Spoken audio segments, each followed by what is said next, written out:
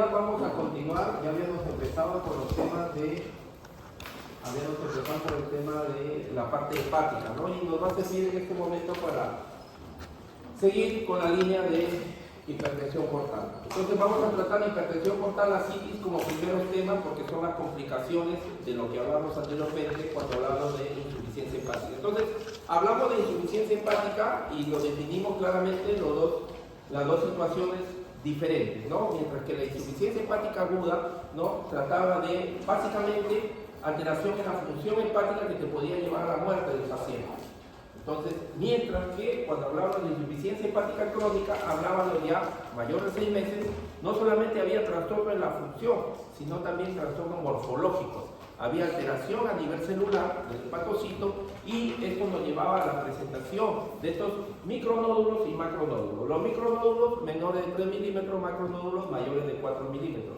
Había congestión a nivel hepático. Entonces el hígado cambiaba su forma, dejaba de ser gelatinoso, una textura muy blanda y muy lisa, a pasar a ser un hígado duro, acartonado, congestionado y con su función muy deteriorada.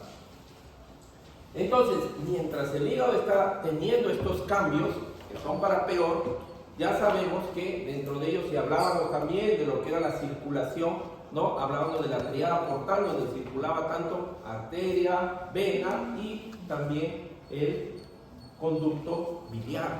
Entonces viajaban los tres juntos y por ahí circulaban a nivel de ¿qué? De los acinos y de los canalículos, circulaban por esa zona, ¿no? Y hacían esta mezcla entre sangre oxigenada y sangre desoxigenada. Entonces, al haber esta mezcla, podían circular conjuntamente hacia lo que es la vena hepática y dirigirse hacia la cava y de ahí hacia el corazón. Entonces, esto ocurre frecuentemente en el hígado. Entonces, el hígado, durante ese momento, a la entrada de la sangre venosa y de la sangre arterial, cumple la función y a la vez cumple sus demás funciones, ¿no? Que va a ser la de, por un lado, formar, vimos como 11 funciones. Dentro de una de ellas era la de filtración, es decir, podía neutralizar algunas sustancias que podrían ser nocivas para el cuerpo, desde venenos, podría neutralizar medicamentos, fármacos y algunas sustancias nocivas, ¿no? Lo que pasaba en el amonio que se convertía a amoníaco. Entonces, de esa manera iba neutralizando. Pero cuando ocurre la insuficiencia hepática crónica, en este caso, vamos a ver que el hígado ya no cumple esa función. De tal manera que en algún momento el amonio podía concentrarse, ¿no?, en la sangre y podría llegar hasta una encefalopatía, la que conocemos como encefalopatía hepática. Entonces, esta situación que adentro de la sangre no circula adecuadamente origina algunas complicaciones, como la hipertensión portal. Entonces la circulación portal, vamos a hablar, aquí vamos a ver, ¿no?, cómo se forma en primer momento lo que es la vena porta, ¿ya? Al centro. Me traído mi puntero, ¿ya? Me lo han escondido, así es que vámonos, ¿ya? Entonces, vamos a ver que el sistema porta, ¿ya? La vena porta en sí se va a conformar de dos, la conexión entre dos venas principales. Por un lado, la mesentérica superior, la que abarca toda la parte colónica izquierda, y por otro lado, la vena esplénica, la que viene del vaso, ¿no? Pero no solamente jala sangre del vaso, sino también jala sangre del páncreas. Entonces, la unión de estas dos venas forman la vena porta. En el trayecto de la vena porta, que va a ingresar al hígado y va a llevar la sangre desoxigenada y a la vez la sangre, ya, con los nutrientes que se han absorbido a nivel del tubo digestivo, lo está llevando hacia el hígado para que el hígado cumpla sus funciones. Dentro de una de ellas es la de neutralización de las sustancias nocivas. Entonces, aquí también se van a adherir otras venas, como ustedes ven, estas venas a nivel de la parte gástrica, ¿ya? De la parte gástrica, una vez que ya se formó la vena porta, se va a unir en la parte gástrica, sobre todo la vena gástrica izquierda, ¿ya? Gástrica izquierda. Entonces, esta no solamente viene acá, sino también jala algunas ramas de la parte de más arriba, de la parte del esófago. Entonces, estas venas esofágicas se van a unir a la vena gástrica y al final van a llevar sangre hacia la vena porta. Una vez que ingresan a la vena porta, van a llevar todo, como ven, de casi todos los órganos del abdomen, van a llevar sangre hacia el hígado, ¿ya? ¿A quién nos tocan acá? Como ustedes ven, a los riñones. Entonces, los riñones son los únicos órganos que no van a desembocar su sangre hacia la porta. Los únicos, son retroperitoneales. Van de frente hacia, ¿quién? Hacia la cava, ¿ya? Entonces, aquí vamos a ver cómo es que se drena la sangre. Entonces, el sistema venoso portal, ¿ya? Va a llevar toda esa sangre ahí. Ahora, recordemos aquí que todo esto no solamente es sangre desoxigenada, como lo podría llevar una vena cualquiera, sino también son la parte de los nutrientes que se absorben en el sistema digestivo, ¿ya? Entonces, la vena esplénica drena al vaso y todo lo que ya les expliqué, ¿no? Entonces, hay que recordar también, ¿ya?, que se producen anastomosis en el sistema portal, es decir, donde van a conectar, ya, como en este caso, ya, sangre de una arteria con sangre de una vena, de tal manera que hay una conexión directa. Entonces, en todo lo que es la circulación portal existen 4 uniones o 4 anastomosis, ¿ya? Nos van a servir para entenderlo más adelante de qué se trata. En primer lugar, vamos a tener en el número 1 ya lo que es la parte anastomosis esofágica, donde va a haber la unión tanto de la vena estomáquica coronaria, ya, lo que vendría a ser lo que ya les dije, la del estómago, ya, junto con las venas esofágicas medias superiores, que van a venir de la vena cava inferior. Entonces, las dos se van a unir en el punto 1, una de color azul, la otra de turquesa, y van a formar una anastomosis, ¿ya? Esta anastomosis es la primera. Si es que en el caso hubiera una congestión, ya, como ocurre en las insuficiencias hepáticas crónicas, ya, no va a poder ingresar la sangre o se va a congestionar ahí, de tal manera que aumenta la presión a nivel de la porta. Entonces, lo que van a surgir aquí es, primero van a haber vasos, ya, alternos, con una circulación alterna, ya, que va a tratar de compensar ese aumento de presión. Entonces se van a activar estos vasos alternos, circulación colateral. Eso hace que comience a haber más presión a nivel de lo que ya les dije, la vena estomáquica con la vena esofágica, justo en esa anastomosis, y se pueden formar las venas esofágicas, que se manifiestan como con varices a nivel del esófago. Entonces, cuando tomamos la endoscopía, y ya lo vimos en nuestra clase de seminario, ya lo que vamos a ver es varices, como las varices de la pierna, pero en la pared de todo el esófago. O sea, unas venas inflamadas ahí, grandes, tortuosas, producto de que del aumento de la presión portal, que aumentó la presión a nivel de la estomáquica coronaria, y esta aumentó lo que es, al final se tradujo en aumento de la presión a nivel de las venas esofágicas, varices esofágicas. Por otro lado tenemos las retroperitoneales. En este caso las retroperitoneales se encuentran detrás, ¿no?, casi más o menos por el riñón. Entonces, manifestaciones que vamos a ver ahí no lo vamos a poder apreciar, no se van a poder ver, así es que no van a tener unas manifestaciones que sean evidentes o relevantes para el estudio, ¿no? Entonces aquí se van a unir las venas mesentéricas, que en este caso serían las tributarias, y las retroperitoneales, las que están atrás. De ahí tenemos las anastomosis o la unión paraumbilical. Entonces, en la número 3, como ven allá. Entonces, aquí se van a unir más o menos a nivel de las venas paraumbilicales. Recuerden, cuando vimos en la parte de genética y embriología, vimos cómo se formaba el ombligo, ¿no? De una vena umbilical obliterada. Entonces, esa vena que se cerró en algún momento cuando nosotros nacimos y cortaron el cordón umbilical, se cerró, se obliteró, por donde entraban los nutrientes de nuestra madre.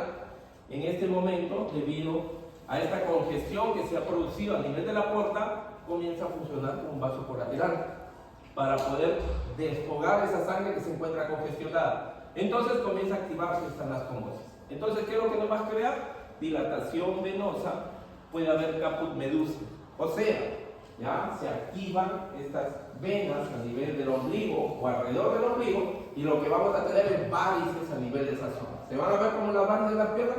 pero a nivel del ombligo.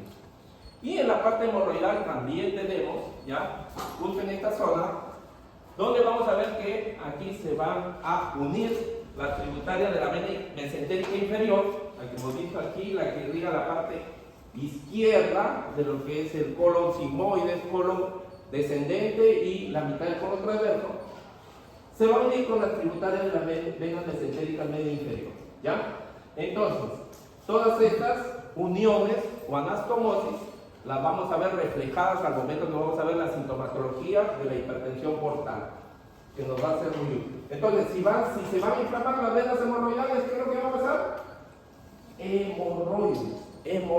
Entonces, la hipertensión portal nos puede dar esos tres casos, pero no solamente esos tres, nos va a dar mucho más manifestaciones. Entonces, ¿ya?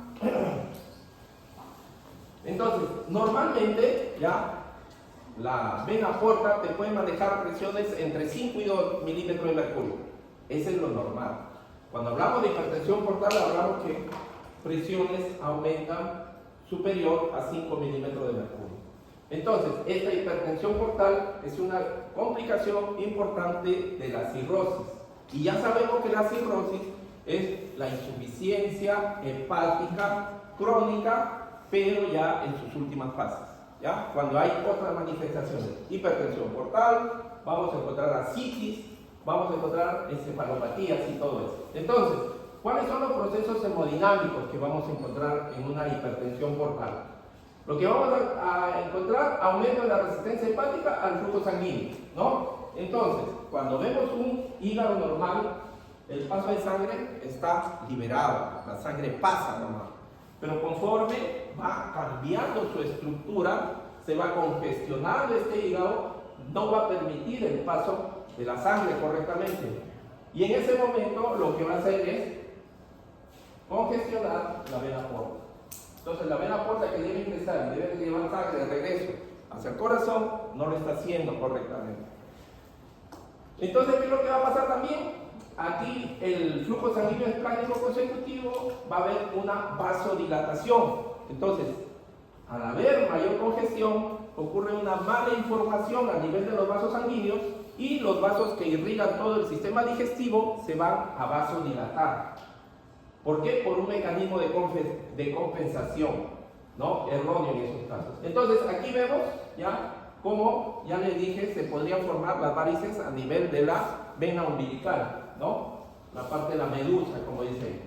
Entonces tenemos las dos principales complicaciones de la cirrosis van a ser la hemorragia digestiva, ¿ya? Digestiva alta por varices esofágicas, que más o menos nos sugería el caso del paciente anterior, nos puede sugerir, no lo sabemos todavía el diagnóstico, nos hubiera podido alcanzar una endoscopía. Y por otro lado la citis, que es el aumento o el acúmulo de líquido a nivel abdominal. Entonces, este paciente, como ven, tiene dos cosas.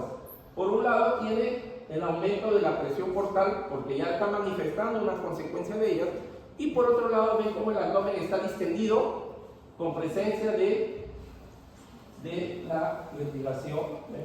Por aquí, ven las venas, ¿ya? Por verdosas. Entonces, ya hay circulación colateral. Entonces, ya hay ascitis. Este paciente distiende el abdomen y se hace más evidente la circulación. Entonces tiene las dos, ¿ya? ¿Cuáles son las causas de la hipertensión portal? Al igual que ya hemos visto casi todas las insuficiencias, tiene causas prehepáticas, causas poshepáticas y causas intrahepáticas, ¿ya? En el caso de las prehepáticas, ya vamos a ver que es antes de llegar al hígado. Aquí se va a ver que puedes tener este sistema venoso portal una trombosis, ¿ya? Una trombosis a nivel de la vena porta o a nivel de la vena esplánica, ¿ya? Antes que entre la porta al hígado, ¿ya? No a nivel arriba de cava, no, a nivel de que entre la porta. Por otra parte, las causas poshepáticas superior. Aquí lo que vamos a ver en el síndrome de Budd-Chiari, ¿ya? A nivel de las venas hepáticas, las que donde van a discurrir todo el sistema porta interno del hígado, o también otro tipo de obstrucciones, ¿no? Como la flegopatía, que es inflamación de las paredes de las venas, o la congestión cardíaca también. Entonces, un taponamiento cardíaco también nos puede llevar hacia una hipertensión portal. Y las más importantes, las causas intrahepáticas, más o menos 95%, es decir, la causa más común. ¿Cuál es? La que se da por cirrosis. Entonces, la principal causa de hipertensión portal, la cirrosis. Entonces, no solamente ello, ¿no? Sino también dentro de la parte intrahepática se encuentran las presinusoidales, las sinusoidales y las postsinusoidales. Ya cuando hablamos de sinusoides, cuando recuerdan cuando les enseñaba el hexágono, ¿no? Dentro de ellos había unos canales internos, había los canalículos y los sinusoides. Cuando hablamos de esto, hablamos de los sinusoides, donde la sangre venosa se mezclaba con la sangre arterial y donde se producían todas las funciones, o casi todas, ¿no? Entonces, aquí puede haber enfermedades veno-oclusivas, trastornos ya dentro del sinusoide. Pueden haber trastornos como, por ejemplo, parásitos, esquistosomas. Pueden tratarse de una fibrosis hepática congénita o pueden tratarse ya de otros tipos o alguna relacionada directamente con la cirrosis. Aquí lo tenemos, ¿no? Dentro de las causas. Las prehepáticas, ya mencionamos, trombosis tanto de la vena porta, la vena esplénica. Cuando hablamos de la causa intrahepática, ya sabemos presinusoidales, sinusoidales y postsinusoidales. En el caso de las esquistosomiasis, o sea, parasitosis, la fibrosis. En el caso de la sinusoidal, la misma cirrosis o la hepatitis alcohólica y la otra por obstrucción. En el caso de la posthepática, ya arriba, síndrome Buchiari, por cierre de las venas hepáticas, membrana de la vena cava y sobre todo la parte cardíaca, ¿ya? Entonces, hay que entender bien la situación en cuanto a la cirrosis, ¿no? Ya sabemos que la cirrosis, 95% de causa de hipertensión portal, aumenta la presión a nivel de la porta. Entonces, esta obstrucción puede ser idiopática, o sea, incluso no puede haber una causa normal que podamos evidenciar como una cirrosis, sino simplemente puede obstruirse, ¿ya? O presentarse junto con la cirrosis. Entonces, aquí, dentro de la cirrosis, nosotros, cuando manifestaba la cirrosis, sabemos que hay trastorno de la coagulación, tanto a nivel plaquetario como a nivel de factores de la coagulación.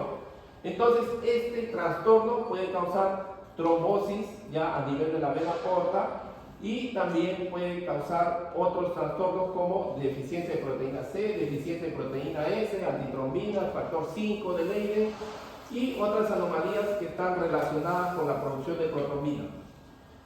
Entonces, ¿cuáles son las manifestaciones clínicas? Varices gastroesofágicas con hemorragia, que nos van a llevar a una hemorragia digestiva alta, la citis y el aumento del vaso. ¿Por qué? Por la obstrucción. Entonces, no solamente se activan las anastomosis, sino también hay congestión, nos va a llevar en algún momento a congestión a nivel del vaso. Entonces, el vaso que drenaba toda su sangre hacia la vena porta, poco a poco se va a sentir obstruido y va a llegar un momento en que se va a congestionar. Entonces, aquí los pacientes van a presentar hemorragia en la parte superior del tubo digestivo por las mismas varices y el trastorno que tienen a nivel de la coagulación. Y aquí va a haber aparición de ascitis. Más adelante, la hipertensión portal, como ya sabemos, circulación colateral, se activa la varices esofágica, pero también nos va a presentar en algún momento ascitis. Esa congestión de sangre en algún momento se va a tener que extravasar, porque el vaso sanguíneo no se va a romper, pero sí va a extravasar. ¿Por qué? Por aumento de la presión osmótica. Entonces, aquí vamos a ver que también se va a presentar edema. ¿Por qué? Porque también hay vasodilatación, recuerden. Entonces, esta es una presentación clásica de un paciente, ¿no? ¿Cómo se van a presentar las varices esofágicas? ¿Ya? La detección ya lo vimos, ¿no? Ya les dije, la endoscopía sirve tanto como diagnóstica como tratamiento. En este caso, diagnóstico, ¿no? Entonces, la endoscopía me va a dar el diagnóstico de varices esofágicas en pacientes con antecedente ya conocido de cirrosis. ¿El paciente, en el caso clínico, tenía cirrosis? Sí. Entonces, le faltaba nada más su endoscopía, o sea, durante el tratamiento, por tratamiento, para que me digan si era o no era, o de repente lo más probable también estómago. Entonces, el 33% de los pacientes con cirrosis confirmada presenta varices. O sea, 1 de cada 3 pacientes te presenta varices esofágicas, es común. Entonces, eso es lo que más o menos hay que entender. Y alrededor del 32% va a tener hemorragia, o sea, un alto porcentaje de estos pacientes va a terminar con una hemorragia digestiva. ¿Cuáles son los factores de riesgo para que este paciente me haga una hemorragia? ¿Cuáles son? En primer lugar, la intensidad de la cirrosis.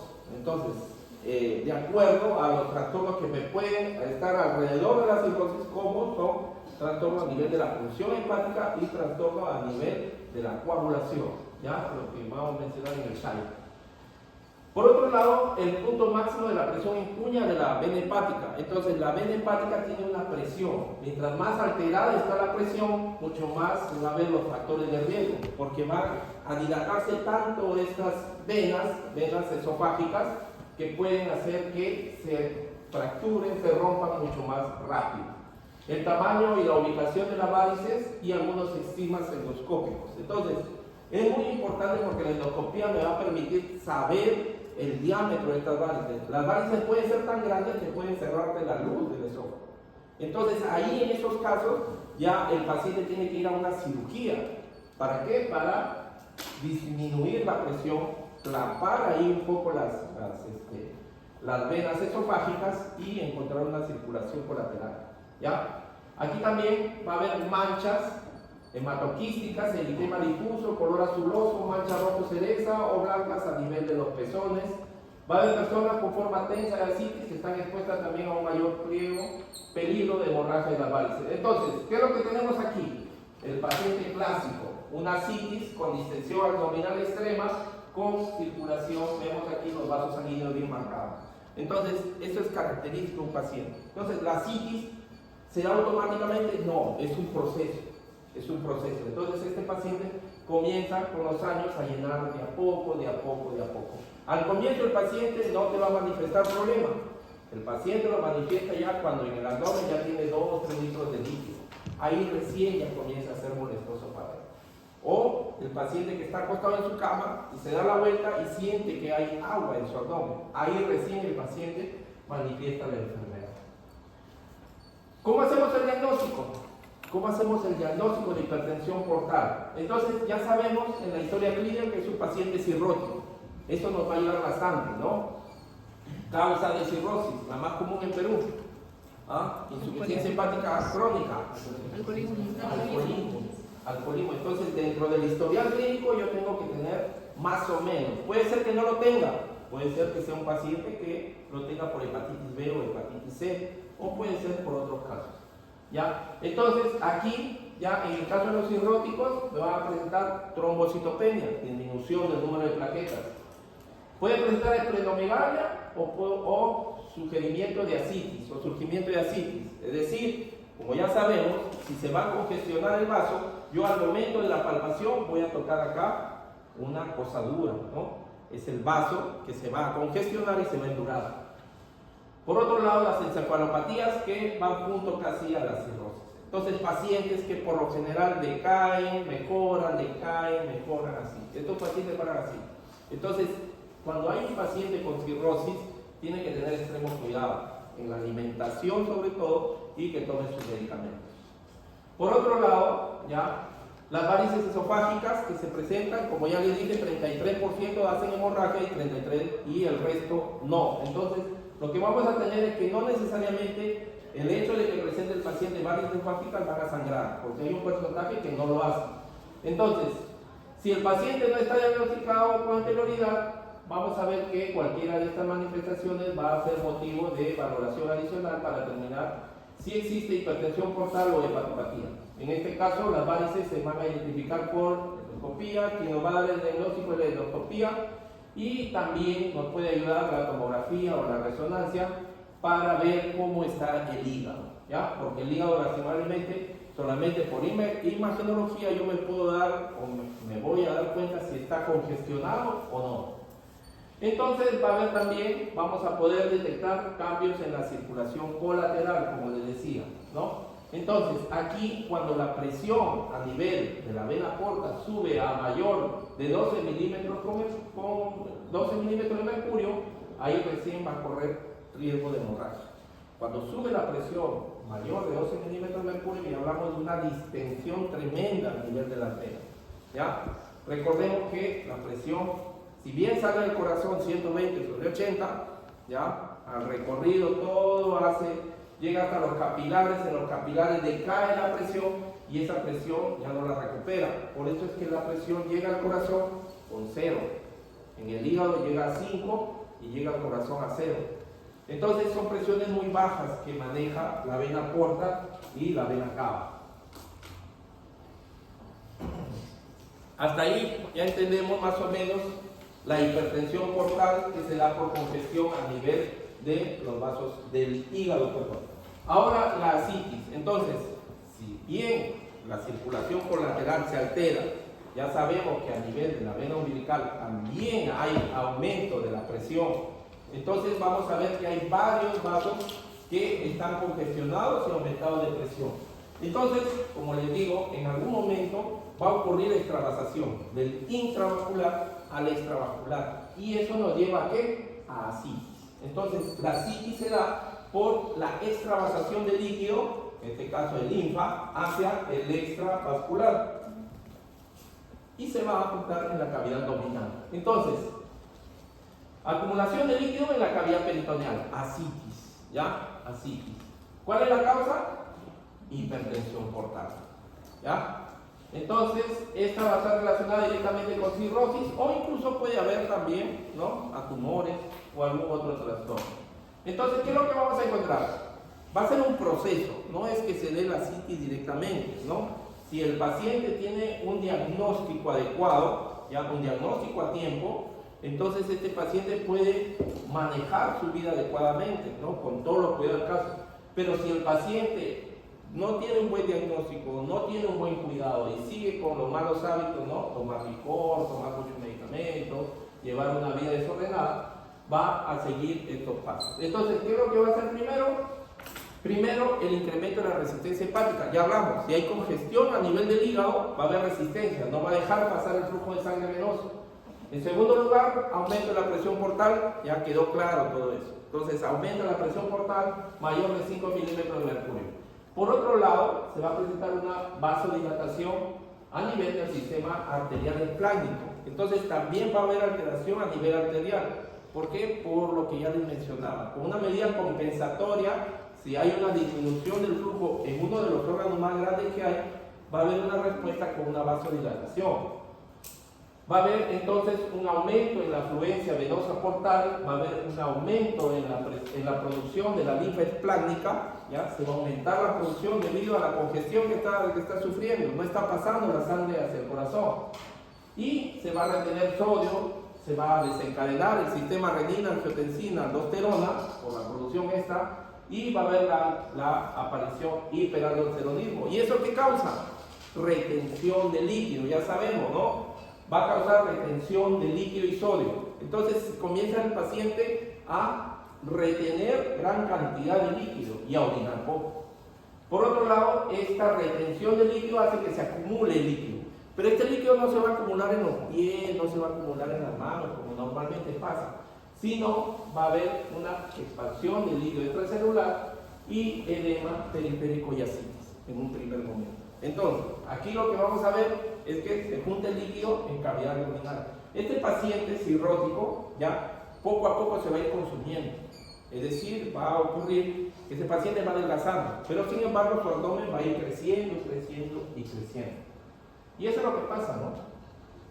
Lo que ya les mencionaba, la cirrosis me lleva a la hipertensión portal, vasodilatación espláncnica, medida compensatoria, aumenta la presión espláncnica, o sea, a nivel de los órganos abdominales, aumenta la presión de los vasos, va a haber una formación de linfa, eso va a ayudar a que se forme más líquido, me lleva a que se acumule más líquido en el abdomen y forme la ascitis.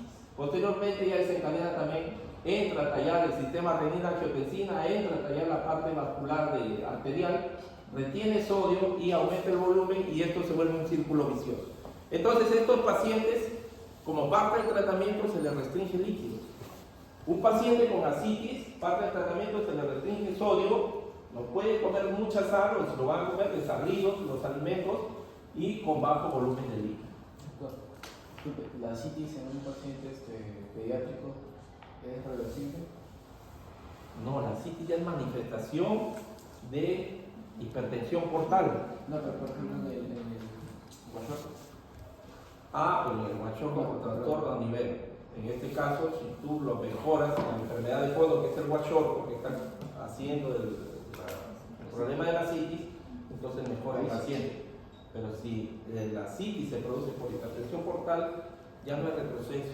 Hay niños que nacen con cirrosis, niños que nacen ya con problemas, nacen con hipertensión portal. Es una pena, ¿no? Una señora venía, no, doctor, venía con la criatura llorando. Doctor, tiene gases, mi hijo, lo veo. Había circulación colateral, el ombligo estaba encima, ya el abdomen estaba tenso. Este es así, este es cirrosis, señor. Bueno, sí, me ha dicho allá, pero debe tener gases. No, acá no hay gases. Pero bueno, es una pena, pero se dan casos así, ¿no? A ver, entonces, manifestaciones de la citis, ¿ya? Aumenta el perímetro abdominal. Hay un edema periférico y los pacientes mínimo van a tener, para manifestar ya incomodidad, van a tener 1 a 2 litros. Es decir, cuando el paciente va a llegar a la consulta, porque doctor, me doy la vuelta en mi cama y siento que el agua se mueve en mi barriga, ya el paciente va a tener 1 a 2 litros. 1 a 2 litros. Entonces, aquí el paciente poco a poco va a ir juntando más líquidos. Cuando hay una citis masiva, cuando ya han visto las fotos del paciente con un tremendo abdomen, ya los síntomas se vuelven ya poco diferentes. Ahí va a haber dificultad respiratoria, porque ahí va a ejercer un aumento de la presión intraabdominal que va a estar irradiado hasta los pulmones. Puede haber un hidrotórax a nivel por causa hepática, pero ya sabemos que el hidrotórax es aumento de líquido o que se junte líquido en la cavidad pulmonar. Entonces, el paciente, esto aunado a la disnea, el paciente va a juntar agua a nivel de los pulmones. Por otro lado, desnutrición. Entonces, todo el sistema que se forma renina, angiotensina, todo este cambio, no llegan los nutrientes al hígado porque está congestionado. ¿Qué es lo que lo va a llevar al paciente? A desnutrirse. A desnutrir. Por otro lado, emanación muscular, lo que se llama síndrome conjuntivo. Entonces, el paciente se desnutre tanto que va a ser un paciente adelgazado, tipo cadavérico, ¿no? Entonces, si ya no llega nutrientes, no tiene las vitaminas esenciales, la vitamina C y todas estas vitaminas, el paciente no va a tener energía, va a tener fatiga, debilidades excesivas.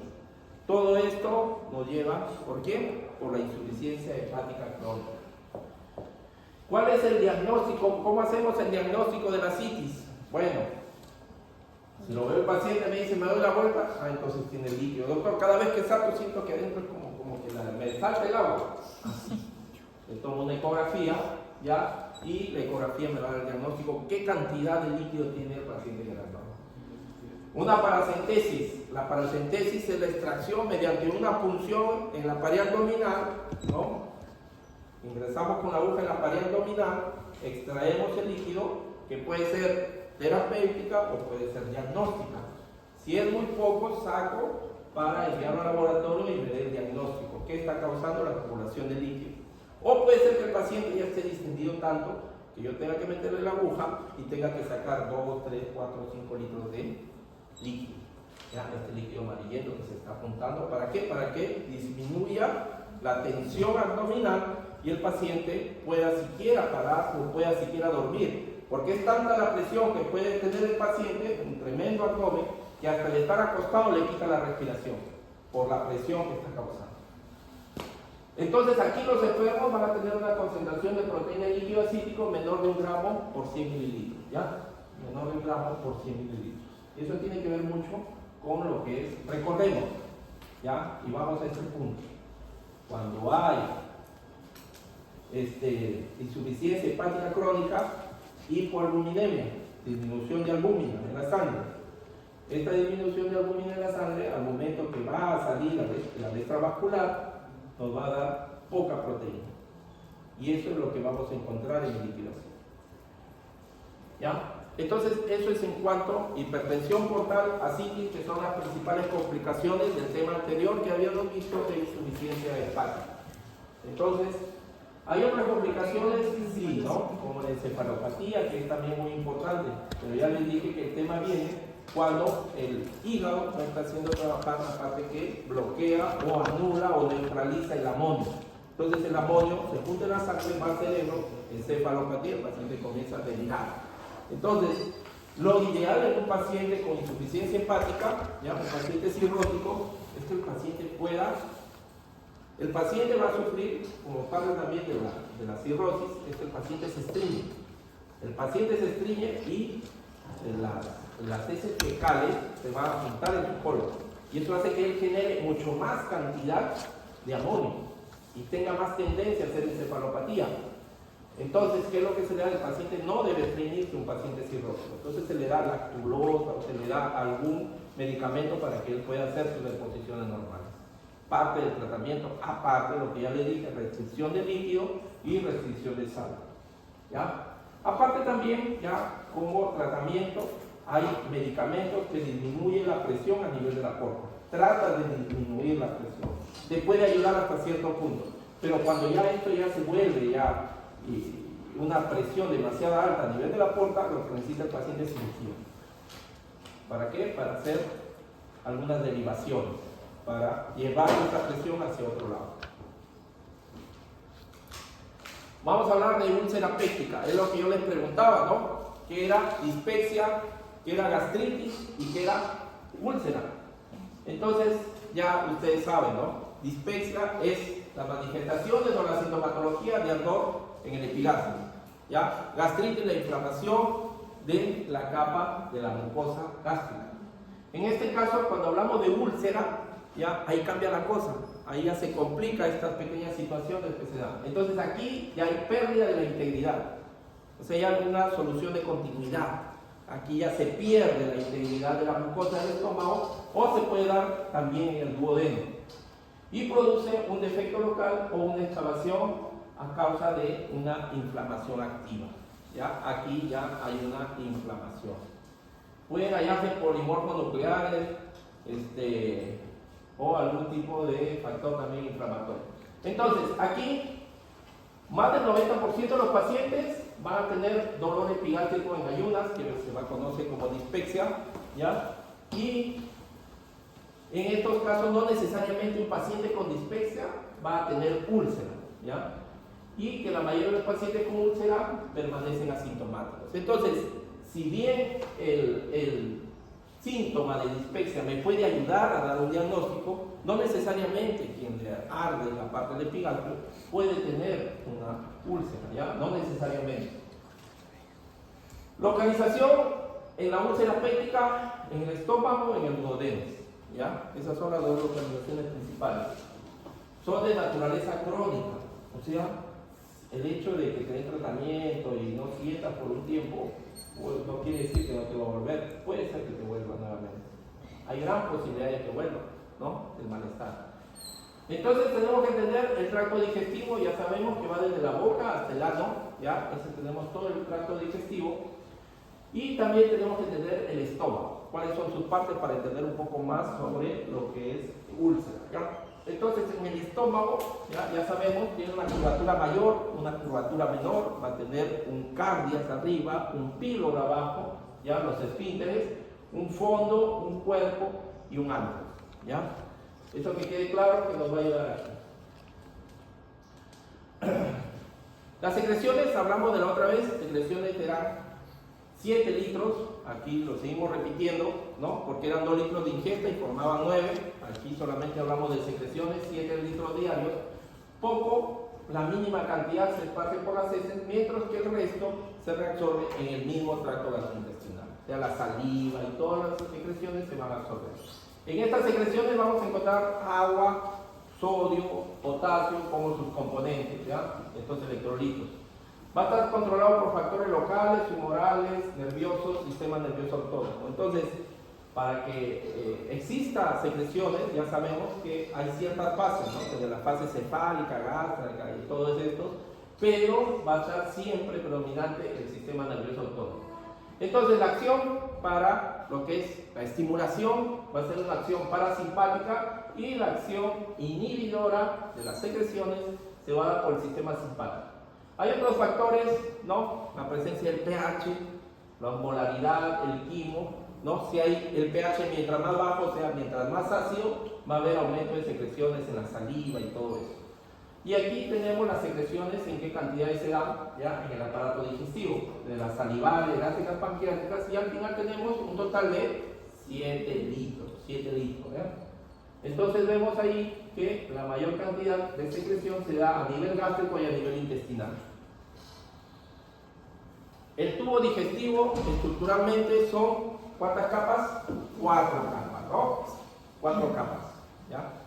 Entonces tenemos aquí la primera capa, la que más tenemos que ver es la capa mucosa, ¿no? En esta capa mucosa vamos a ver que hay un epitelio de recubrimiento que está en constante recambio, como la mayoría de epitelios que tenemos en nuestro cuerpo, está cambiándose continuamente. Va a tener una lámina propia que le va a continuar a este, que va a ser tejido conjuntivo básicamente, y una capa muscular, pero es una capa muscular muy delgada, muy pequeña, ¿ya? ¿Cuáles son las funciones? Producción de moco. ¿El moco qué va a hacer? Protección, básicamente. Protección. ¿Ya? Secreción de enzimas y sustancias, absorción del producto de degradación y una barrera a las sustancias nocivas. Hay que recordar que en el estómago hay un equilibrio. Un equilibrio entre las sustancias que agreden, o sea, las sustancias agresoras y las sustancias defensoras. Ese equilibrio permite que nuestro estómago funcione normalmente. Por otro lado tenemos la capa submucosa, ¿no? Debajo de la mucosa. Básicamente tejido conjuntivo, aquí sí van a recorrer los vasos sanguíneos, ya que en la capa mucosa no hay vasos sanguíneos, ¿ya? No hay vasos sanguíneos. Entonces, una erosión en la capa mucosa no me va a llevar pues a una hemorragia, imposible. Para que yo recién haya sangrado, tiene que la lesión o la úlcera llegar a la submucosa. Ese es un dato importante, ¿ya? La capa muscular, como ya les dije, músculo liso. Este músculo liso se encarga de ¿qué? De los movimientos. Entonces va en los dos sentidos, al igual que casi en todo el aparato digestivo, ¿no? Tanto a nivel circular y a nivel longitudinal, movimientos peristálticos. La contracción, relajación, contracción, relajación. ¿Para qué? Para que nos ayude al avance de lo que son el contenido. Y la última capa, la capa más externa, la capa serosa, ¿ya? La capa serosa.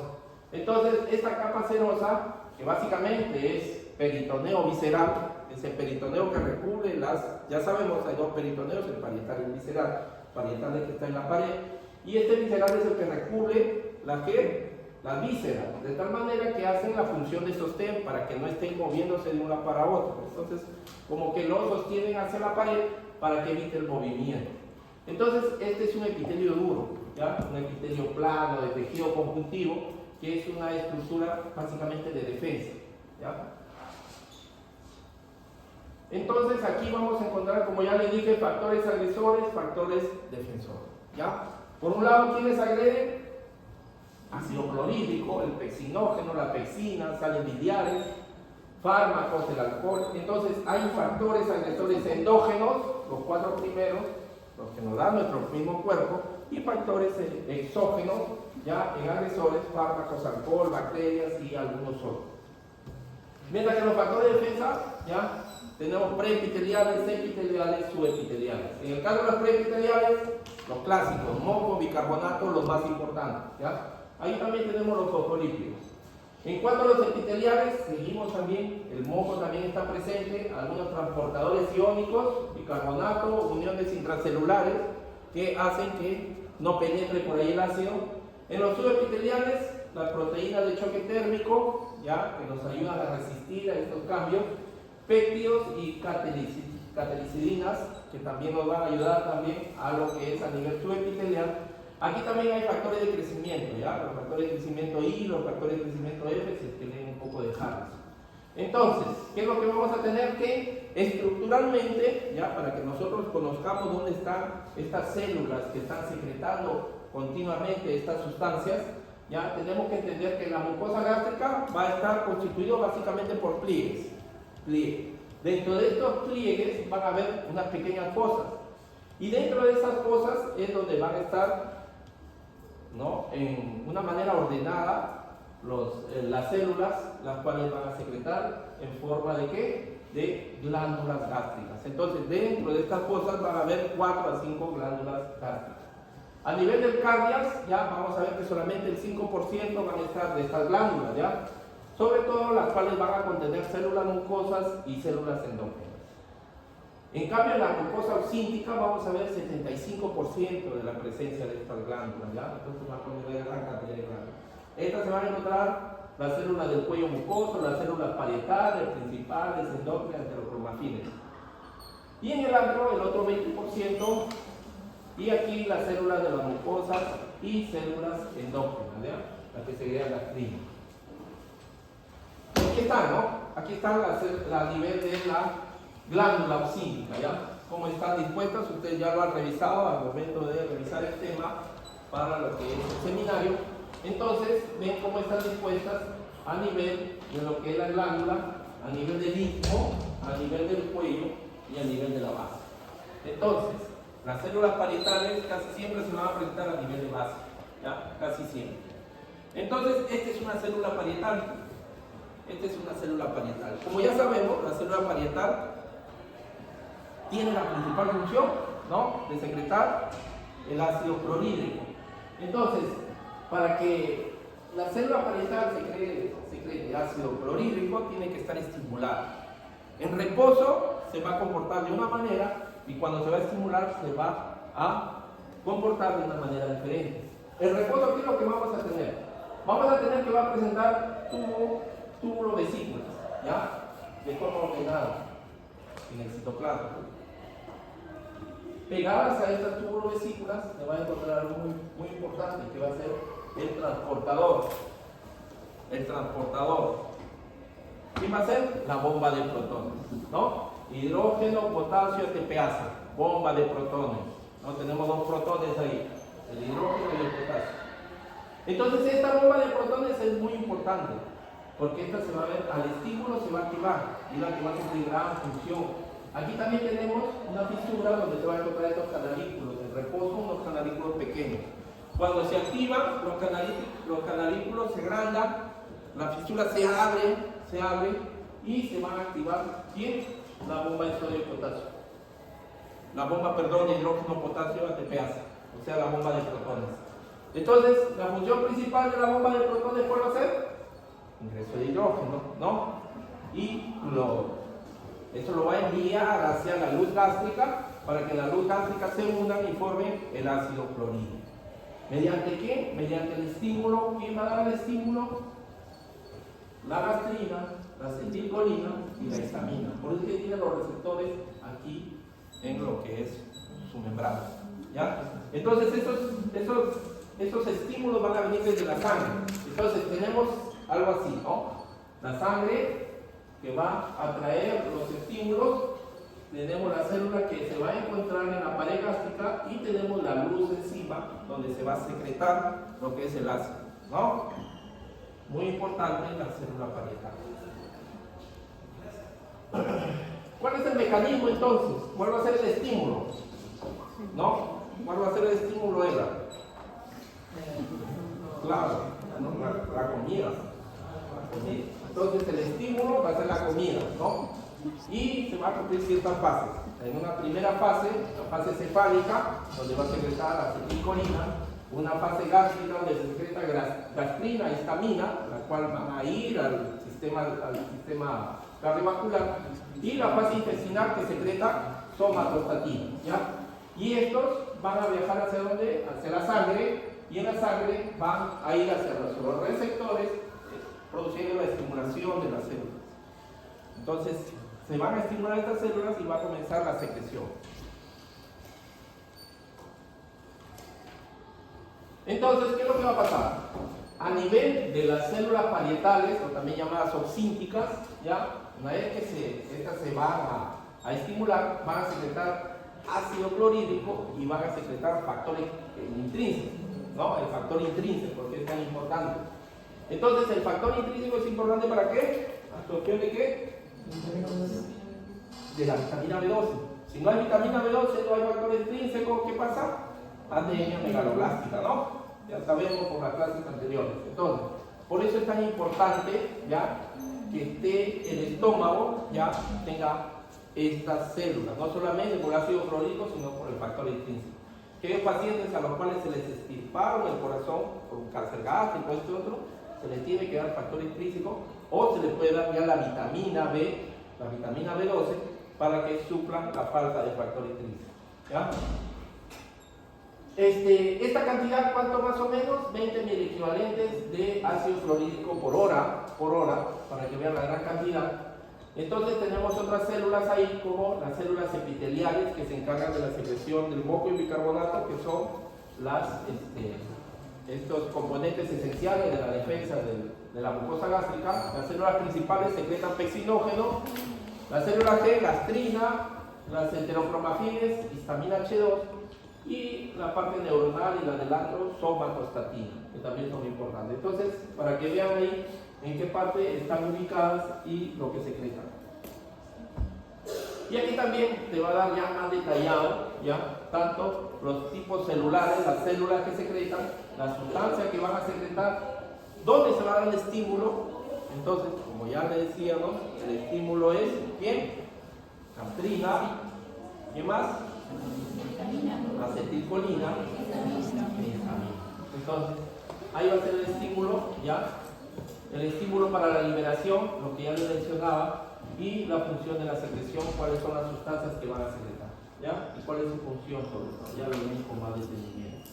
Entonces, estas secreciones gástricas, a modo de resumen, ya, vamos a ver qué funciones del ácido gástrico: la degradación química y la desinfección del alimento ingerido. ¿Ya? Esa es parte de las funciones del ácido, del ambiente ácido que va a encontrar en el estómago. ¿Ya?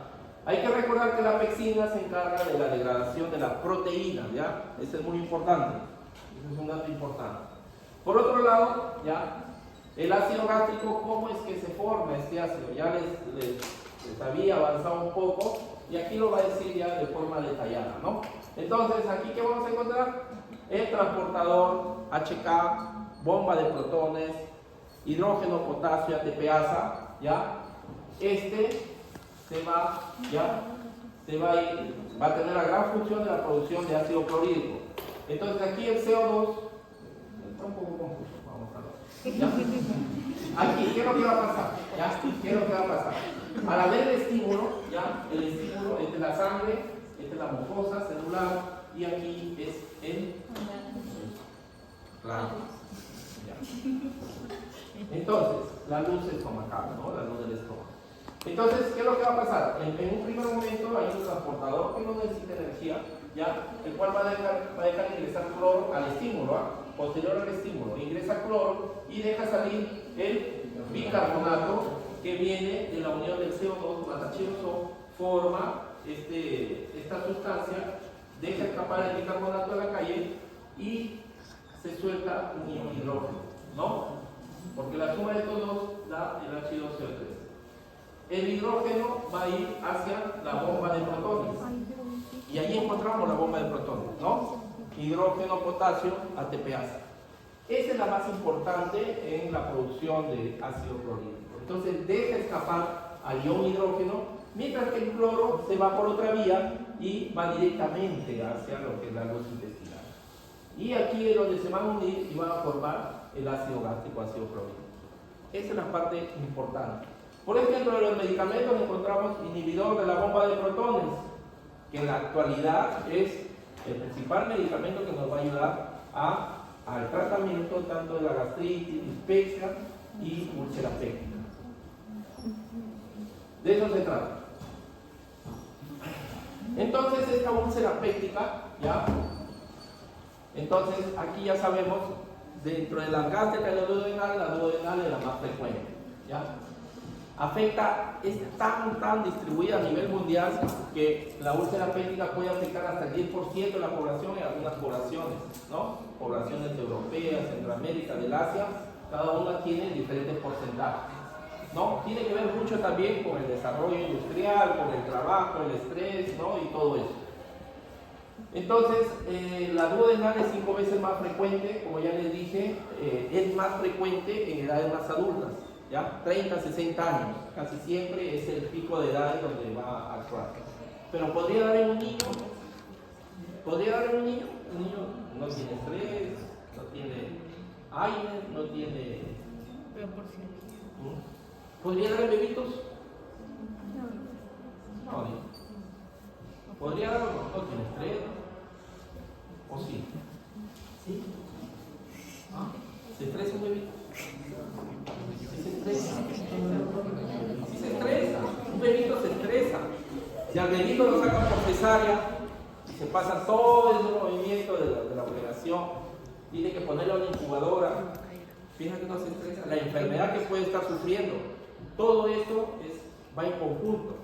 Y a un bebito se le pone un inhibidor de la bomba de protones, un anti-H2, ranitidina y todos estos. ¿Para qué? Para disminuir la carga, porque terminan haciendo ellos gastritis, ¿ya? Y una complicación, la úlcera péptica. Entonces, bebitos, niños, cualquiera puede padecer. Claro que es con mucho menos frecuencia, ¿ya? En el caso de los bebitos, casi siempre hospitalizados, ¿no? ¿Un bebito viene a tu casa? Para nada, pero los hospitalizados sí, y se les da como parte del tratamiento. En el caso de los niños, en la actualidad, con el tema esto de la alimentación no saludable, los alimentos, aumento de carbohidratos, las gaseosas y todos estos alimentos procesados, ya se están viendo casos de gastritis con más frecuencia, ¿no? Yo hace muchos años no veía, pero en la actualidad ya con tanto chisito, tanta gaseosa, no le dan ya leche nada más, sino le dan su Coca-Cola, su KR, con alto contenido de colorante. Entonces van a terminar con un niño con dispepsia. De repente no con gastritis, pero ya con malestar, ¿ya? Entonces, aquí los puntos más altos en incidencia de pacientes 30 a 60 años, ¿ya? 30 a 60 años. Como siempre, el sexo masculino en esta oportunidad, ¿ya? Para úlceras duodenales. ¿Por qué? Porque es el que más se estresa, ¿no? Tiene los trabajos un poquito más estresados. Entonces, como ya les dije, la úlcera péptica, ¿ya? Cuando les hablaba en algunos grupos, ¿cuántas capas penetra? Puede penetrar todas las capas, ¿ya? Como ya les dije, la úlcera, si llega hacia la capa submucosa, si llega a la capa submucosa ya hay sangrado, ya te puede hacer ya el sangrado, la hemorragia digestiva. Y si llega hasta la serosa, como dice su compañero, ya logra la penetración, perforación intestinal. Puede haber perforación intestinal. Entonces eso ya complica toda la situación. Entonces puede abarcar cualquiera de las capas digestivas. Puede tener, ya, la úlcera péptica puede remitir espontáneamente, ya, no necesariamente puede recibir tratamiento, ¿no? Antes no había tratamiento hace años, pero sin embargo las poblaciones seguían con su vida, ¿no? También hace muchos años no había el estrés que hay ahora, ¿no? Ahora una persona tiene que trabajar 2, 3 trabajos y con otras ocupaciones que puede, y encima llegan a su casa y les grita a la esposa, les grita a los hijos, que has traído, no, que estás trabajando, no, pero tienes que traer algo y se regresan. Entonces todo eso, ¿no? Como les decía, como el consejo, ¿no? Que decía que hay médicos, ¿no? Que por lo general paran estresados porque tienen que trabajar 2, 3 trabajos, ¿no? O sea, no es que están acumulando grandes cantidades de dinero, ¿no? En muchos casos no se va así. Se puede dar, ¿no? El que tú le agarres mucho cariño al dinero, al trabajo, ¿no? Y que dejes de lado algunas otras cosas, como por ejemplo el entretenimiento, un momento de relajo, de estar con tu familia. Entonces, en algún momento se presenta ese dilema en la parte laboral, ¿no? El que tengas que escoger o tu familia, o tu distracción, y la parte del trabajo, ¿no? Que entre comillas, no, yo hago lo que más me gusta, pero me hacía lo que más te gusta, siempre hay momentos para pasarlos en familia. Pero entonces son las cosas, dicen, no, yo tengo que sacrificar esto. Bueno, a la larga te va a traer un resultado que no va a ser muy agradable. Pero eso hace que la gente tenga mucho más estrés. ¿Por qué? Porque necesita mucho más dinero para llevar a la casa, ¿no? Si por ejemplo tienes, comienzas a ganar dinero, te tienes que dar algunos niveles, ¿no? Que no los tenías antes cuando no lo tenías, ¿no? Ya tus hijos, tu esposa, te casas con tu esposa y tu esposa dice, no, el doctor, él va a tener plata, entonces mis hijos tienen que estar en el Seibo, ¿no? Vayan mis 3 hijos al Seibo, al San Agustín, y te los mandan al Seibo, ¿no? ni te preguntan, porque ya los describen sin preguntar. Entonces, ese médico tiene que trabajar 2 o 3 trabajos para poder comenzar a solventar muchas cosas. No solamente es un ejemplo, claro, pero vamos a suponer que tengas hijos del primer compromiso. Y eso pasa mucho, porque lastimosamente el médico está, cuando lo mandan al cirujano y lo mandan a tus primeros trabajos, como que te sueltan al ruedo, ¿no? Entonces te llegas ahí solo, frente a enfermeras, ustedes, las técnicas, y eres víctima de las circunstancias. Yo no quise, pero terminaste con 1 o 2 hijos por un canal y por acá. Ya quisiste rehacer tu vida, pero ya tienes hijos que están por otro lado. Entonces viene aquí el dilema, ¿no? ¿Por qué a tu esposa lo pones a tus hijos allá en los algarrobos? Y a mis hijos los tienes aquí en este colegio trucho en Inmaculada, o en el CIMA. Y ahí vienen los problemas, ¿no? Entonces, no, yo no voy a quedar atrás, ¿no? Mis hijos también tienen que estar en el 6 o mínimo. Y ya viene los conflictos. Por eso es que, como te repito, el consejo que te doy, ya, piensa bien cuando te quieras casar. Yo te lo digo porque yo he visto motivos de casos de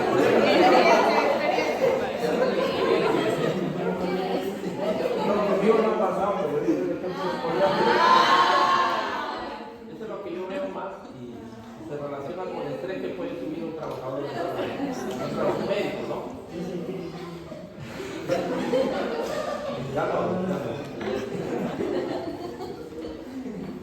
Ya, entonces, entonces si ya vemos ya que en las úlceras pépticas es una lesión, es una herida que se da, esta herida va a cicatrizar, pero como toda cicatriz no va a ser perfecta, entonces va a tener más tendencias a lesionarse nuevamente, porque recordemos que el tejido cicatrizal no va a tener la misma cantidad de colágeno, de fibrina que el tejido normal que estaba ahí. Entonces hace que el paciente con un antecedente de sangrado, con un antecedente de úlcera péptica en algún momento puede volver a hacer úlcera. Es muy frecuente esta recaída. Entonces, aquí la etiología más común, ya lo vimos en nuestra parte de seminario, el Helicobacter pylori y los AINES, ¿no? Dentro de los AINES, el ácido acetilsalicílico es el que juega un papel muy importante. Desde luego que hay AINES más agresivos que otros. Por ejemplo, el paracetamol y los inhibidores selectivos de la ciclooxigenasa, como el Celecoxib, el Tericoxib y todos los Coxib, ya son menos agresivos. Pero hay otros que son más agresivos, ¿no? En el caso del ácido acetilsalicílico o aspirina, también tienes el naproxeno, por ejemplo, tienes el ketorolaco, naproxeno, ácido acetilsalicílico son los 3 que están arriba, ¿ya? En la actualidad ya hay nuevos AINES, el ketoprofeno, el desketoprofeno, que tienen menor tendencia. Y ya sabemos también que los inhibidores de la ciclooxigenasa, los inhibidores selectivos de la ciclooxigenasa, son mucho mejores porque no causan daño a la pared gástrica. Eso es lo que sabemos hasta ahora en teoría, ¿no? Entonces, en el caso del Helicobacter pylori ya sabemos que es una bacteria, ¿ya? Es una bacteria. Al ser una bacteria, sí puede ser contrarrestada con antibióticos, ¿ya? Pero en este caso es tan resistente que necesitamos 2 antibióticos al mismo tiempo para poder erradicarla. Entonces, dentro del tratamiento son 2 antibióticos, ¿ya? 2 antibióticos. Libre ya es un inhibidor de bomba de protones o de repente otro protector gástrico. Entonces, ahí van los esquemas terapéuticos. Hay varios esquemas terapéuticos. En la actualidad es tan resistente que usamos esquemas terapéuticos un poquito más ampliados. Porque el esquema terapéutico que se usaba hace 5 años, 8 años, ya en la actualidad no funciona. Entonces, ¿qué es lo que hace este Helicobacter pylori? Ya sabemos, es una bacteria que tiene cilios, ¿no? Que tiene pelitos. Entonces, va a inducir la inflamación, va a liberar citocinas, ¿no? Estos mediadores inflamatorios, y va a llevar a una hipergastrinemia. Entonces, hace que la gastrina que se secreta a nivel de la sangre haya una oleada tan grande que aumente la cantidad de gastrinemia y por ende aumente más la secreción de ácido clorhídrico y tengamos más acidez en el estómago. Eso es lo que hace este señor, ¿ya? Entonces, por los 2 lados te está perjudicando directamente con un proceso inflamatorio, citocinas, y con la hipergastrinemia que también te la puede dar, ¿ya?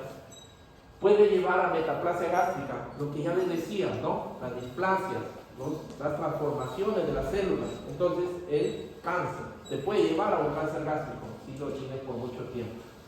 Y también causa de úlceras duodenales, úlceras gástricas. ¿Dónde le encontraremos algo? ¿Cómo nos infectamos de este señor? ¿Dónde está? ¿Dónde vive? ¿Dónde? ¿En Sachipuel? De calor. Está en el agua, ¿ya? Está en el agua, sobre todo el agua de caño, ese agua que no hierve. Por eso es que es más todavía en personas, ¿no?, de nivel socioeconómico más bajo. Entonces, en el caso, por ejemplo, los niños no miden esta consecuencia, los niños toman más agua de caño sin hervirla, son los que más se contagian, ¿no?, como nosotros. Entonces, también los AINES, como otro de los factores comunes, ya también lesionan la mucosa porque va a inhibir la síntesis de prostaglandinas. En este caso, la prostaglandina ejerce un factor protector a nivel de la mucosa. El ácido acetilsalicílico ya es el más ulcerogénico para esta literatura, para otra literatura no va a ser así. Va a ser dependiente de la dosis, el ketorolaco en otra literatura. No suele producir síntomas, entonces los AINES en un primer momento no te producen síntomas, ¿no? Porque si ya sabemos que el AINE es para disminuir el dolor y ya sabemos que la manifestación es el dolor, en pocos casos se va a producir más dolor, ¿no? Entonces, actualmente ya selectivo de la ciclooxigenasa 2 como el celecoxib, etoricoxib y todos ellos. Entonces, ¿qué es lo que va a pasar? ¿Ya? Con estos factores agresores exógenos, ¿no? Ahí tenemos los AINES, el ácido acetilsalicílico, el alcohol, las sales biliares, el Helicobacter pylori. ¿Ya? Van a comenzar a erosionar la pared de la mucosa gástrica, la van a erosionar. ¿Ya? Aquí se van a soltar estos iones de hidrógeno que se desplazan hacia el interior de los tejidos. Los que van a estar contenidos, estos protones de hidrógeno que van a estar contenidos dentro de las células parietales, van a salir al exterior y se van a desplazar hacia los tejidos que tienen más cercanos, es decir, hacia lo que son las capas más internas. Va a disminuir el pH, entonces el medio gástrico se va a volver mucho más ácido. Las reacciones enzimáticas se van a alterar. Entonces, a nivel de las células que están alrededor, se van a ver alteradas porque disminuye el pH. Ya sabemos que el pH tiene que mantenerse a un valor común, ¿ya? Si hay alguna alteración, se va a alterar todo el medio. Se van a destruir las células alrededor, ¿no? Producto de esta alteración del pH, va a haber una isquemia localizada en esa zona, o sea, muerte celular. Va a haber un éxtasis vascular porque va a haber vasoconstricción. Esto va a aumentar la hipoxia y al final vamos a llegar a la necrosis, muerte celular, producto de que de todo lo que vinieron a ser los factores agresores externos. Entonces esto es lo que pasa, ya en general. Entonces el NSAI va a ser los AINES. Entonces los AINES agreden o producen la úlcera péptica por dos vías. La vía directa con el efecto local, ¿ya? Con el efecto local, con daño directo a nivel de lo que es la mucosa gástrica. Y la otra vía, por la vía de la inhibición de la ciclooxigenasa.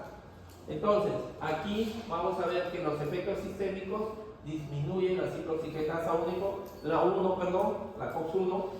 Esta ya sabemos que es un predecesor de lo que es las prostaglandinas. Disminuyen esta y esto lo que nos va a dar como resultado disminución de la proliferación celular, disminución de la secreción de bicarbonato y disminución de la secreción de moco. ¿Qué nos lleva esto? A que disminuya lo que estaba en equilibrio, disminuyan los factores defensores y aumente los factores agresores, de tal manera que se produce en daño a nivel de la capa mucosa. Mientras que el Helicobacter pylori, ¿ya?, va a dar una respuesta inflamatoria, citocinas. Estas citocinas lo que va a dar es, ya sabemos, daño a nivel de la capa, ¿no? Entonces, sueltan los iones de hidrógeno, disminuye el pH, va a haber daño celular, isquemia y al final necrosis celular, daño. Mientras que si en el caso se diera el ácido acetilsalicílico va a actuar a nivel de las plaquetas. Si llegara a perforar hasta la submucosa, va a encontrar el vaso sanguíneo, se rompe el vaso sanguíneo, que lo vamos a ver más adelante en hemorragia digestiva, y va a producir sangrado. ¿Ya? ¿Por qué? Porque no va a haber agregación plaquetaria, va a estar suprimida producto del ácido acetilsalicílico. Entonces, eso es lo que vamos a ver en úlceras pépticas, ¿no? Una úlcera gástrica o una úlcera duodenal, cómo es que se presenta, ¿no? En algún momento vamos a ver que los pliegues van a aumentar, ya tratando de defender la zona de la lesión, ¿no? Factores que potencian la infección por el Helicobacter pylori, ya viejitos, antecedentes de alguna úlcera, el uso de AINES, el uso de warfarina, ¿ya? Y tabaquismo, consumo de alcohol. ¿Cuáles son los síntomas? Malestar y dolor tipo ardor, ¿ya? Lo que ya les dije, dispepsia. Este puede ser rítmico y aparece cuando el estómago está vacío, en las mañanas, en ayunas, ¿no? Te saltaste el desayuno, diste el salto largo y dijiste hoy día ya me voy, ya tomo desayuno más tarde y se te olvidó. Y llegaste con tu ardor. Localizado en el epigastrio, irradiado hacia los bordes costales, incluso se puede ir a la espalda. Cuando la lesión es profunda puede ocasionar defensa muscular, abdomen estable, resistencia muscular, ¿no? Nuestro abdomen por lo general es suave, pero si el dolor es tan fuerte, crea un mecanismo de defensa. Puede ser recurrente, es decir, esta dispepsia puede venir frecuentemente, cosa que puede existir muchas personas que cuando comen o cuando almuerzan muy tarde o reciben sus alimentos muy tarde, dispepsia. Tienen estrés, dispepsia. Se pelean con alguien, dispepsia. Y todo lo generan con dispepsia. Conclusión, complicaciones, ¿cuál va a ser? La perforación, penetración, hemorragias y todo eso. Entonces, diferencia entre una úlcera duodenal y una úlcera gástrica. ¿Ya? En la úlcera duodenal, causa más frecuente los AINES. En la úlcera gástrica, no. El Helicobacter pylori es la causa más frecuente y los AINES pasan a ser el segundo lugar. En la úlcera duodenal, la secreción ácida basal y nocturna van a estar alteradas, ¿ya? Porque aquí también ingresa el Helicobacter pylori como segunda causa. Y también la secreción de bicarbonato va a estar reducida en el duodeno, ¿ya? El duodeno secreta poca cantidad de bicarbonato. En cambio, en la úlcera gástrica, ¿ya? Se va a ubicar mayormente esta úlcera a nivel de lo que es el área prepilórica o incluso en el cuerpo también se puede presentar. La secreción de ácido gástrico va a estar normal o va a estar disminuida cuando hay alteración de los factores de defensa, que se puede dar de tipo 1, tipo 2, tipo 3. En el caso del tipo 1, úlcera gástrica tipo 1, aparece en el cuerpo gástrico y el ácido gástrico va a estar disminuido.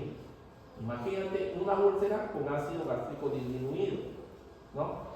Con ácido gástrico disminuido.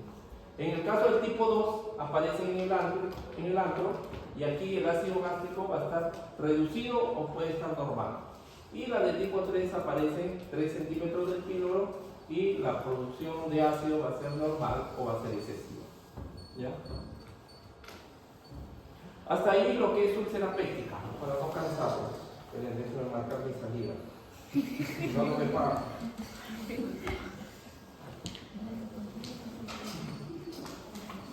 Hay veces que me quedo media hora más, cuando me doy cuenta ya digo voy a marcar mi salida y el viernes.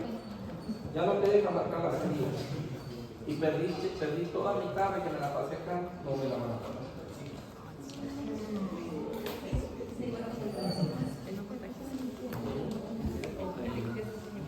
Ya me pasó.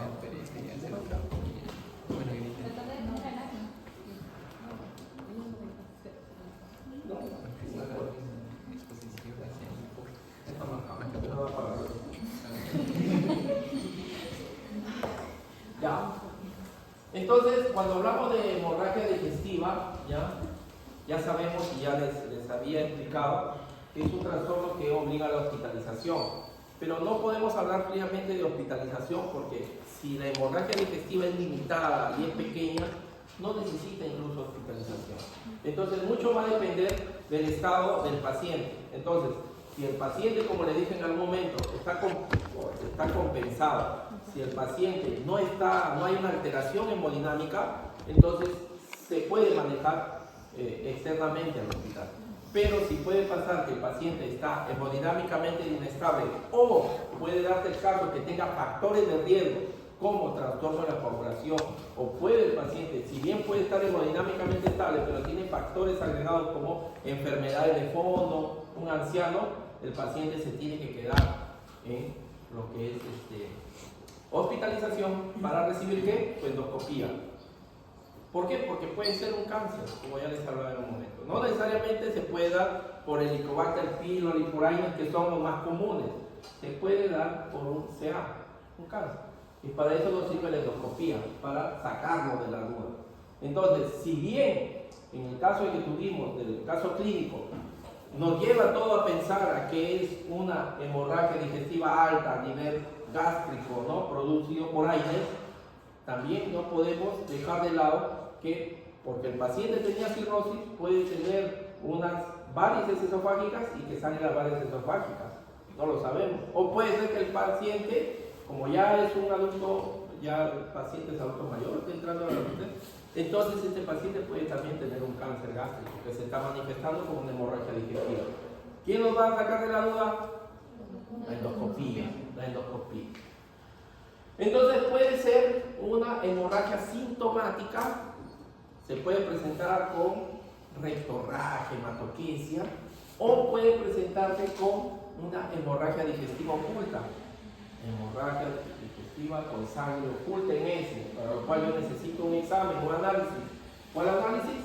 Tébeno, para ver si hay, como en el caso de la orina, ¿no? Que tenía hematuria macroscópica, la cual yo puedo ver, mi orina sale color roja, macroscópica, o hematuria microscópica, donde mi orina sale completamente clarita, pero cuando la llevo al laboratorio, me sale el resultado 10 hematíes por campo, 20 hematíes por campo. Eso es sangre que no es a la vista, no es perceptible. Igual pasa en las heces, en la sangre oculta. El análisis me va a decir si hay presencia de hematíes y si hay un sangrado por vía digestiva. Es mal pronóstico, ¿no? Ya. Entonces, aquí en la hemorragia oculta en heces se puede identificar ausencia de hemorragia evidente cuando los pacientes tienen síntomas de hemorragia o anemia. Entonces, casi siempre el paciente va a venir con anemia, manifestaciones de anemia. ¿Ya? Le pregunta, señor, ¿pero ustedes están sangrando por algún lado o no deben estar comiendo carne? No, yo como carne, como mis alimentos, mi hijo me trae vitaminas, y mi hija me prepara mi huevo, mi leche y todo. O sea, la alimentación está bien, pero el paciente está anémico, entonces está perdiendo sangre. Las dos vías principales o es orina o es heces. Entonces, su análisis y el análisis de barroca. Si en el caso es orina, por lo general cáncer de próstata o algún otro. Si es heces, sangre en heces, por lo general cáncer de colon, cáncer gástrico, cáncer digestivo. Entonces, ¿qué tenemos aquí?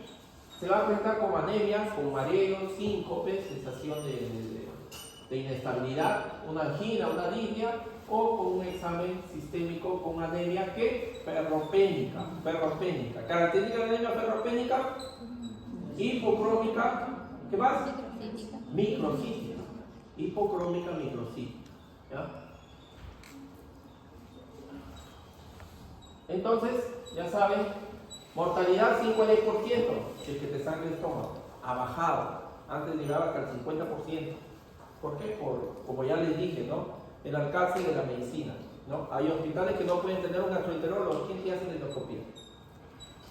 ¿Quién te cierra el caño para que no siga sangrando? Y ahí el problema, ¿ya? Factores, siempre los viejitos, ¿ya? Los viejitos van a tener trastornos, incluso la coagulación. La cantidad perdida de sangre, que ya les dije, el volumen, la inestabilidad hemodinámica, muy presente aquí. La ubicación, como ya les dije, si estás en un sitio apartado y donde no hay especialistas, no hay asistencia. En la selva peruana, ¿no? Yo trabajaba a más o menos 2 días de Iquitos, por lancha, por agua. Entonces imagínate, ¿no? Tener un sangrado activo ahí hasta llegar. No lo hacía. No lo hacía. Comorbilidades, ¿no? Enfermedades de fondo, trastornos también a nivel de la población. Clasificación, ya sabemos el ángulo de Treis, el cual va a dividir tanto el duodeno con el yeyuno, ¿no? Entonces, en esta conexión duodeno-yeyunal va a separar tanto la hemorragia digestiva alta como hemorragia digestiva alta. Más frecuente, los hombres, ¿no? Porque se estresan por el tema que ya te contaba. La edad mayor de 60 años, ya la hemorragia digestiva alta es más frecuente, 83%. Y aquí tenemos, ¿no? Seguimos el ángulo de Treis, va a ser el punto que va a dividir la hemorragia digestiva baja de la hemorragia digestiva alta, ¿ya? Entonces, hemorragia digestiva alta abarca todos esos puntos: esófago, estómago, duodeno, hemorragia digestiva baja, yeyuno, hígado, colon y todas las partes, ¿ya? Y estas son las manifestaciones más frecuentes, ¿no? Desde la hematemesis, ya sabemos, ¿no?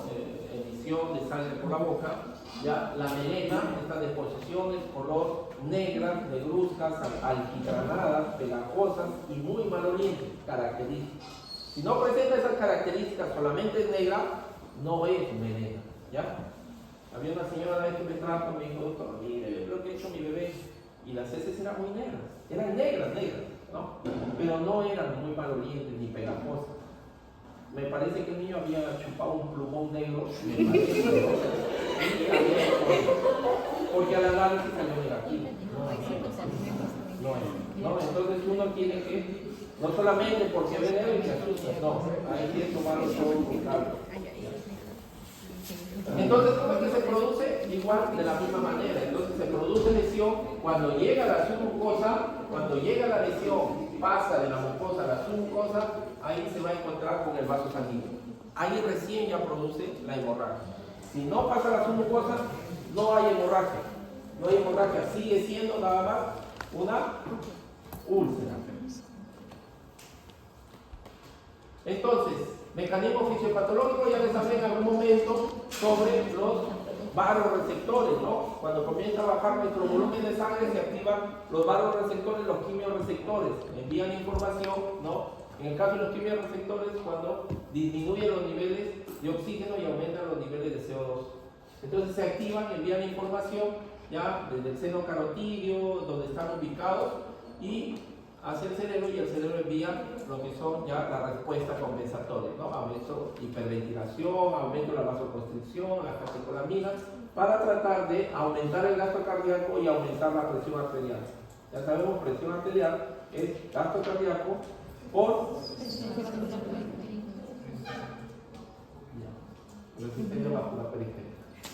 Entonces, aquí en la fisiopatología también ya sabemos cómo se activa mediante varoreceptores, en este caso varoreceptores, ya que se encuentran igual en el seno carotídeo, ya que envían información hacia el cerebro, y el cerebro lo maneja con inotropismo, cronotropismo positivo, ya aumenta la frecuencia y la fuerza de contracción. Aquí ya en el sistema renina-angiotensina vamos a ver cómo es que el efecto se da a nivel renal: retención mediante aldosterona, retención de sodio y de agua, y también va a haber vasoconstricción. ¿Para qué? Para tratar de aumentar la presión. Si es un paciente que está con hipovolemia y ha perdido sangre producto de la hemorragia, tiene que activar todos esos factores. ¿Para qué? Para poder compensar eso. En algún momento sí va a recurrir y va a compensarse o va a mantenerse su presión, pero va a llegar un momento en que ya no va a poder, si el volumen de sangre sigue disminuyendo producto de hemorragia. Y aquí están, ¿no?, los tipos de pérdida hemática, ¿no?, cómo se va a portar el corazón con la frecuencia cardíaca. Entonces ya sabemos ya que el paciente, cuando entra a hipovolemia y posteriormente a shock, lo que va a tener más frecuente: disminución de la presión arterial y taquicardia, aumento de la frecuencia cardíaca, característico del paciente. Entonces, esto es lo que vamos a ver, ¿ya? El llenado capilar también, recuerden que el llenado capilar estaba alterado en el paciente, ¿no? Entonces el paciente ya estaba en hipovolemia, el paciente ya estaba entrando en shock, ¿ya? Entonces la hemorragia digestiva alta, como ya les dije, por encima del ángulo de Trace, ¿ya? La úlcera péptica, la principal causa, el 50%, y aquí están los tratamientos endoscópicos, ¿ya? Endoscópicos. ¿Ya? Desde grapas, inyección de alcohol, básicamente sustancias esclerosantes, ¿ya? Dosis alta de inhibidores de la bomba de protones, lo que se da en la actualidad, son los mejores medicamentos que han demostrado su efecto sobre lo que es el tratamiento dispésico, ¿no? Úlceras gástricas. ¿Ya? El desgarro de Mallory Weiss, ya, eso sí, con inhibidor de la bomba de protones no lo hace. Ni tampoco en las varices esofágicas, no la hace. Tiene que ser de frente endoscopía. Se puede dar la somatostatina para las varices, pero también puede tener su porcentaje de fracaso. La endoscopía terapéutica va a ser el gran pilar de tratamiento para lo que es hemorragia digestiva. También hay, ¿no?, el Blackmore y todo eso, pero siempre con su porcentaje de fracaso. Etiología, ya como vemos, recién nacidos también sufren de úlceras, también sufren de hemorragia digestiva. No piensan que recién nacidos, no, lactantes, preescolares, niños, adultos.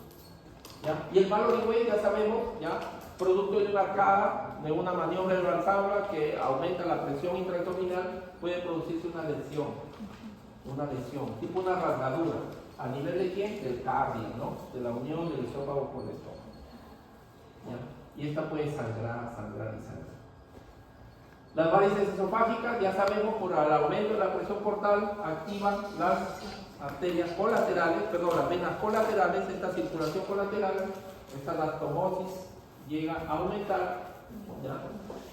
Aumentar la presión a nivel de las venas esofágicas y vamos a tener así, como salchichas arriba, ¿ya? Varices esofágicas, salchichas azuladas ahí. Y es lo que se ve, ¿no?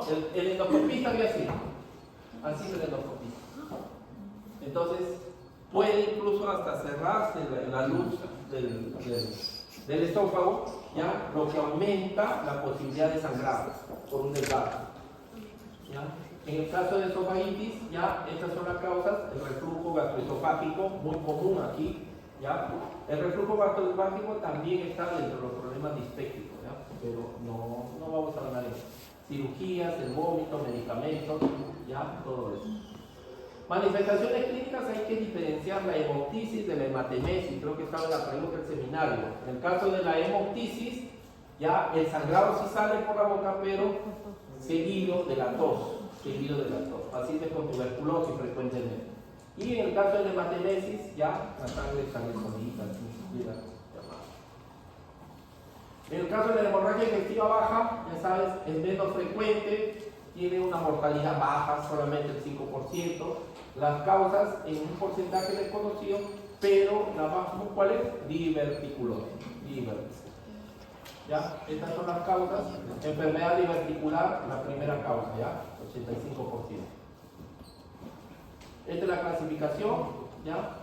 Y para no quitarle más su tiempo, hasta aquí nada más, ¿ya? Hasta aquí, hasta síntomas, ¿ya?